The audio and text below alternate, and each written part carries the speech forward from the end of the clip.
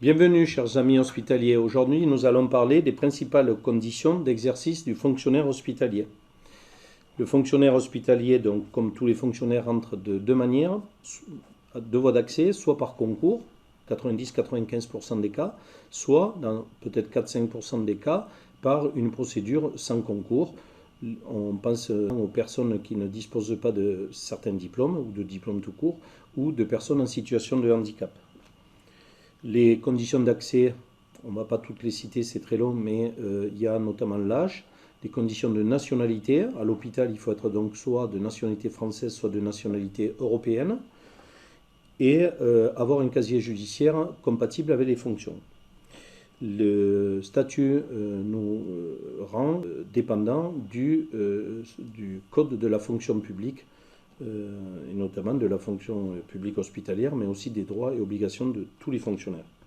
La carrière peut être linéaire et elle peut être donc soit interrompue de manière définitive, c'est-à-dire par démission, personne souhaite démissionner, soit par révocation à l'issue d'une procédure disciplinaire, un peu comme le licenciement dans le privé, soit pour insuffisance professionnelle.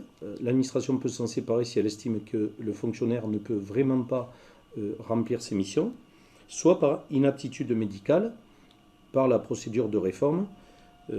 Ces trois dernières procédures, bien sûr, sont des procédures contradictoires qui permettent de faire valoir vos droits, et nous vous invitons, bien évidemment, à venir voir vos représentants syndicaux si vous êtes dans l'une ou l'autre de ces trois dernières procédures.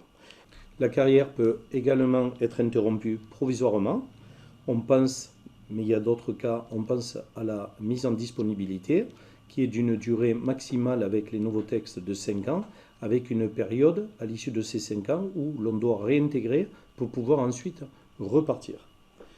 La carrière peut aussi se poursuivre par la voie du détachement, dans une autre administration, par exemple une autre administration, fonction publique territoriale ou fonction publique d'État, ou même dans un autre établissement de la même fonction publique, mais on peut également aller exercer ces fonctions dans une société privée, si cette société privée est délégataire de services publics. Dans la carrière, on peut aussi bénéficier de ce qu'on appelle une mise à disposition, c'est-à-dire qu'en fait, le fonctionnaire est, entre guillemets, prêté à une organisation. Ça peut être une organisation non gouvernementale, une association, une fondation ou une autre administration. Bien évidemment, tous ces exemples ne sont pas exhaustifs, car le statut de la fonction publique est extrêmement complexe. C'est la raison pour laquelle on vous invite à vous rapprocher de vos délégués du personnel, de votre syndicat, si possible le syndicat UNSA, c'est peut-être mieux. Et si vous avez aimé cette vidéo, n'hésitez pas à la liker. Si vous souhaitez nous contacter, voici nos coordonnées et à bientôt pour une prochaine vidéo.